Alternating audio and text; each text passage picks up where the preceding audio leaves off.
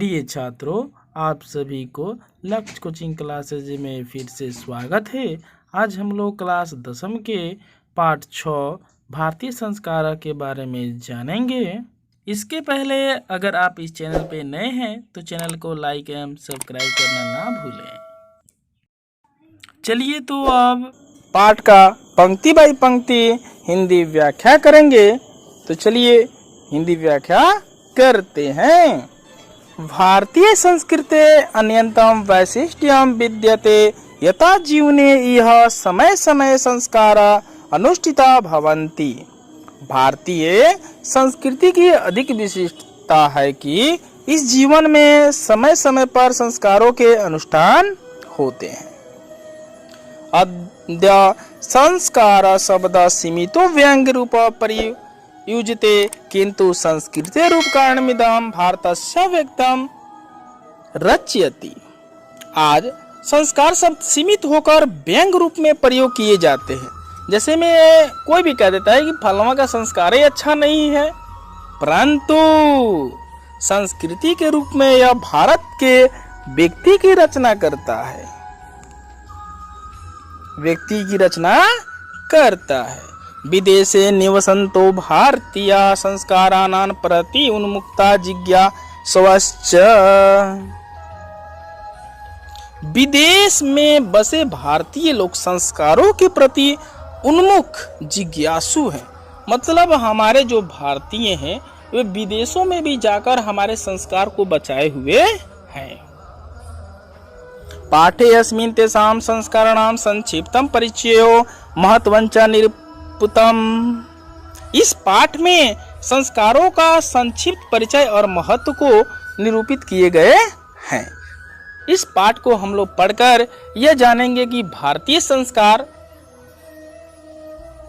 के अंतर्गत कितने भाग होते हैं और उन संस्कारों के अंतर्गत क्या क्या किया जाता है। भारतीय जीवने प्राचीन कालात् संस्कार महत्वधार्य। भारतीय जीवन में प्राचीन काल से ही संस्कारों के महत्व को धारण किए हुए हैं। प्राचीन संस्कृतेर विज्ञानम संस्कारेभ्यो जायते। प्राचीन संस्कृति का ज्ञान संस्कार से होता है। मतलब किसी भी चीज का अगर हमें ज्ञान चाहिए तो सबसे पहले हमारे अंदर संस्कार होने चाहिए। अत्र ऋषीणां कल्पनासीत् यत् जीवनस्य सर्वेषु मुख्य अवसरेषु वेद मंत्राणां पाठ आशीर्वाद होम परिवार सदस्यानां सम्मेलन च भवेत्। यहाँ ऋषियों की कल्पना थी कि जीवन के सभी मुख्य अवसरों पर वेद मंत्रों का पाठ, बड़े लोगों का आशीर्वाद, हवन और परिवार के सदस्यों का सम्मेलन होना चाहिए। मतलब प्रत्येक संस्कार में ऐसा होना चाहिए। तत्सर्व संस्कारणम अनुष्ठाने संभवति। ऐसा सभी संस्कार के अवसर पर ही संभव है। मतलब परिवार के सभी सदस्य जो होते हैं, कोई ना कोई अगर संस्कार मनाइएगा, कोई ना कोई उत्सव मनाइएगा, तभी आप लोग के परिवार के सभी सदस्य एकत्रित होते हैं। अतः भारतीय संस्कार में ऐसा मानना था। एवं संस्कार महत्वम धारयन्ति। इस प्रकार संस्कार के महत्व को धारण करता है। किंच संस्कारस्य मौलिक अर्थ परिमार जनन रूप गुणान धान रूपं च विस्मृते। किंतु संस्कार का मौलिक अर्थ शुद्ध होना और गुणों का ग्रहण करना, रूप को नहीं भूलना चाहिए। मतलब जो हमारी प्राचीन संस्कार है उस संस्कार को आए दिन खर्चों से तोलना नहीं चाहिए। क्योंकि आज जो है संस्कार को विधिवत रूप से ना मनाकर इसे अपनी स्टेटस दिखाने के लिए, मतलब अपनी धन संपत्ति को दिखाने के लिए कि हम कितना है, उस अनुसार संस्कार को मनाया जा रहा है। अतः संस्कार मानवश्च क्रमश परिमार्जने दोषापनयने गुणधाने च योगदानं कुर्वन्ति। इसलिए सभी संस्कार मानव के क्रम से शुद्ध करने में, दोषों को दूर करने में और गुणों को ग्रहण करने में योगदान करता है। संस्कार प्रायण पंचविधा संति। संस्कार जो होते हैं 5 प्रकार के होते हैं। जन्म पूर्वाश्रय षष्ठ शैक्षणिका पंचगृह संस्कार, विवाह रूप 1, मरणोत्तर संस्कार 1, जन्म से पूर्व 3, बचपन में 6, शिक्षा काल में 5, गृहस्थ जीवन में संस्कार, विवाह रूप में 1 और मरने के बाद 1 संस्कार है। एवं षोडश संस्कार भवन्ति। इस प्रकार संस्कार जो होते हैं 16 होते हैं। कितने होते हैं? 16 होते हैं। जन्म पूर्व संस्कारेषु गर्भधानम पुंसवनं सीमा तो नयनम चेति त्रयो भवन्ति। जन्म से पूर्व संस्कारों में गर्भधान, पुंसवन और सीमांत ये 3 होते हैं। अत्र गर्भरक्षा गर्भस्थस्य संस्कारोपणम गर्भवत्वक्षा प्रसन्नता चेति प्रयोजनम कल्पितमस्ति। यहाँ गर्भरक्षा गर्भस्थ शिशु का संस्कार विधान और गर्भवती की स्त्री की प्रसन्नता के लिए ये सब आयोजन किए जाते हैं। शैशव संस्कारेषु जात कर्म नामकरणम निष्करणम अन्नप्रशासनम चूड़ाकरणम कर्ण वेदासी क्रमशो भवन्ति। बचपन के संस्कारों में जात कर्म, जिसके बारे में हम लोग पीछे डिटेल में जान चुके हैं। नामकरण मतलब नाम रखा जाता है। बाहर निकलना मतलब सूर्य भगवान का दर्शन कराया जाता है। अन्न ग्रहण मतलब अन्न ग्रहण किया जाता है। चूड़ा कर्म और कर्ण भेद ये सब कर्म से होते हैं, मतलब ये सब बचपन के संस्कार।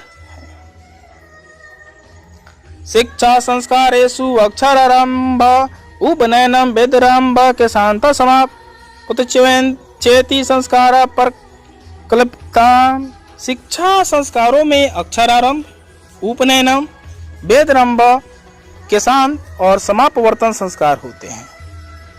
अक्षर आरंभे अक्षर लेखनम अंक लेखनम च शिशु प्रारभते। अक्षर आरंभ में अक्षर लेखन और अंक लेखन बच्चा प्रारंभ करता है, जो बता दिया गया है कि माता के द्वारा सर्वप्रथम बच्चों को सिखाया जाता है। इसके अनुसार जो माता होती है बच्चा का या शिशुओं की प्रथम गुरु कहलाती है।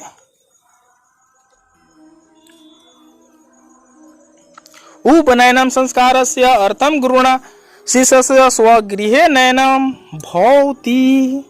उपनयनम संस्कार का अर्थ गुरु के द्वारा शिष्य को अपने घर में लाना होता है, मतलब शिशु जो होता है अपने घर को छोड़कर गुरु के घर को चला जाता है। तत्र शिष्य शिक्षा नियमनां पालनेन अध्ययनं करोति ते नियमा ब्रह्मचर्यवर्ते समाविष्टा। वहाँ शिष्य शिक्षा नियमों का पालन करते हुए अध्ययन करते हैं तथा ब्रह्मचर्य व्रत का पालन करते हैं। यह सबसे इम्पोर्टेंट बात है कि पहले के जो छात्र थे ब्रह्मचर्य का पालन करते थे, लेकिन आजकल के छात्रों से इसका नामो निशान हट चुका है। ब्रह्मचर्य का पालन तो कोई करता नहीं है। सामान्यतः जो छात्र ब्रह्मचर्य का पालन कर रहा है वह भविष्य में आगे बढ़ रहा है। प्राचीन काले शिष्य ब्रह्मचारी इति कथ्यते स्म। प्राचीन काल में जो शिष्य जो कहे जाते थे, क्या कहे जाते थे? ब्रह्मचारी कहे जाते थे। वही बाल सर पे नहीं होना चाहिए, एक टिक होना चाहिए। आज वाला जो जीट बूट वाला कपड़ा लाता है यह सब नहीं होना चाहिए। एक बस श्वेत या जो पीला रंग का जो गेरुआ रंग का जो वस्त्र होता था उसको धारण करते थे और उसी में जीवन यापन करते थे। लेकिन आज चाहिए सेंट, चाहिए मोबाइल, चाहिए, यह सब तो चाहिए ही चाहिए। गुरु के आगे देखते हैं, गुरु गृहे एवं शिष्य वेद आरंभ करोति स्म। गुरु के घर में ही शिष्य वेद का आरंभ करते थे। वेदानां महत्वं प्राचीन शिक्षायाम उत्कृष्ट मन्यते स्म। वेदों का महत्व प्राचीन शिक्षा में श्रेष्ठ माना जाता था। केशांत संस्कारे गुरु गृहे एवं शिष्य प्रथम शिक्षण कर्म भवति स्म। केशांत संस्कार में गुरु के घर में ही शिष्य का प्रथम मुंडन होता था। वही जो पहले जान चुके हैं कि मोछ छिलवा दिया जाता था और बाल कटवा दिया जाता था, छिलवा ही दिया जाता था, छिलमुंडा ही कर दिया जाता था। न रहेगा न झंझट होगा। अत्र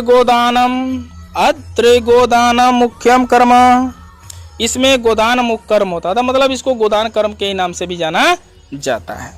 अतः साहित्य ग्रंथेषु अस्य नामानंतरम गोदानम संस्कारो अपि लभ्यते, अतः साहित्य ग्रंथों में इसका दूसरा नाम गोदान संस्कार भी मिलता है। समापवर्तन संस्कारेषु देश्यम शिष्यम गुरुगृहात् गृहस्थ जीवने प्रवेश, समापवर्तन संस्कार का उद्देश्य शिष्य का गुरु के घर से अलग होकर गृहस्थ जीवन में प्रवेश करना था। जहाँ से गए वहाँ आ रहे, बाल अवस्था में गए किशोर अवस्था में आ रहे, मतलब सब कुछ सीकर हुए घर पे आ रहे, गृह प्रवेश कराया जाएगा बालकों का। शिक्षा की समाप्ति, शिक्षा वासने गुरु शिष्यानाम उपदेशम गृह प्रेषयति, शिक्षा की समाप्ति पर गुरु शिष्य को उपदेश देकर भेजते थे।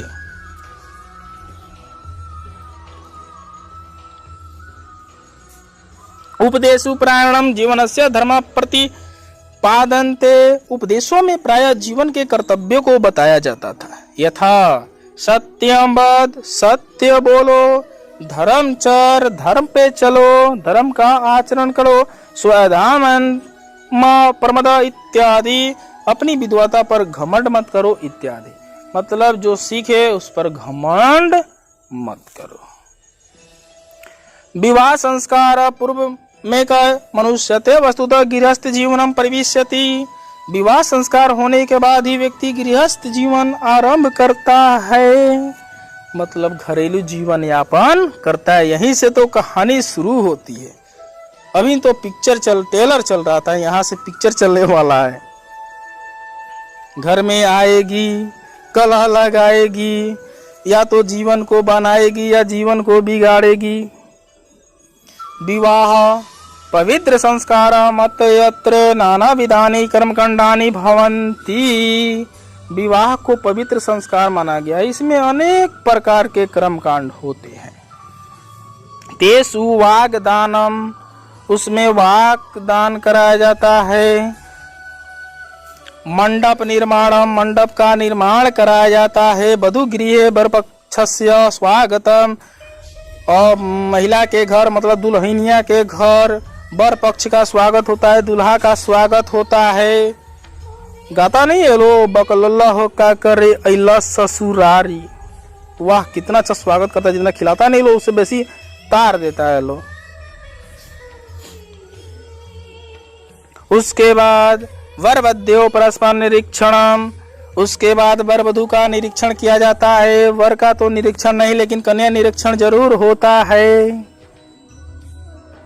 कन्यादानम, अग्नि स्थापनम, पाणी ग्रहणम, लजा होम, सप्तपति सिंदूर दानम इत्यादि कन्यादान किया जाता है। अग्नि की स्थापना किया जाता है। अग्नि की स्थापना सामान्यतः आजकल देखने को नहीं मिलता है, बस एक चिंगारी जैसा रख देता है, उसी को घुमा दिया जाता है। ये सब पिक्चरों में देखने को बहुत अच्छा से मिलता है। पाणी ग्रहणम मतलब लड़की के हाथ में लड़का का हाथ, यानी लड़का के हाथ में लड़की का हाथ थमा दिया जाता है। लजा होम मतलब धान के लावा से हवन कराया जाता है। वो ललका रंग का धनवा होता है ना, उससे हवन कराया जाता है। सप्तपदी सिंदूर दानम इत्यादि, 7 गो फेरा लगाया जाता है, 7 गो वचन निभाया जाता है। इसमें से एको गो वचन का पालन आजकल कोई कर नहीं रहा है, लेकिन होता है 7 गो वचन। सामान्यतः वैसे जो दंपत्य जीवन को संभालने वाले जो होते हैं वो 7 वचनों को निभाते हैं, लेकिन सामान्यतः कोई ही आजकल तो तुरंत ही तलाक तो लोग दे रहा है, तलाक की प्रथा जो चल रही है। सिंदूर दानम, उसके बाद सिंदूर दान आदि सब क्रियाकलाप कराए जाते हैं। आगे देखते हैं। सर्वत्र समान रूपेण विवाह संस्कार से प्राण आयोजन भवति, वैवाहिक परंपरा सभी जगह एक जैसा ही है। तदंतरम गर्भधान नद्य संस्कार पुनर्नित्यंत जीवन चक्रम चरभमति, इसके बाद गर्भधान संस्कार तथा अन्य संस्कार होते ही रहते हैं, आते ही रहते हैं, चलते ही रहते हैं। मृत्यु के देखते हैं आगे। मरणानंतरम अंत्येष्टि संस्कार अनुष्ठित, मृत्यु के बाद दाह संस्कार किया जाता है। स्वर्गवास वाले राह को खोल दिया जाता है। एवं भारतीय जीवन दर्शन से महत्वपूर्ण उपदानम संस्कारम इति। इस प्रकार भारतीय जीवन दर्शन का महत्वपूर्ण स्रोत ये संस्कार हैं। आशा करते हैं, उम्मीद करते हैं आप सभी को यह पाठ बहुत ही अच्छी तरह से समझ आया होगा। इस पाठ से आप लोग को 5 अंक निर्धारित हैं। इस प्रकार आप लोग इस पाठ को अध्ययन करके 5 अंक पा सकते हैं। आशा और उम्मीद करते हैं कि आप सभी को यह पाठ बेहतरीन समझ आया होगा। इसके लिए लाइक, सब्सक्राइब एवं चैनल को अपने मित्रों, दोस्तों, सखी सखाओं के पास जरूर शेयर करें ताकि हमारी उत्साह बढ़े और हम और सारी वीडियो आपके समक्ष ला सके। Thank you for watching my video.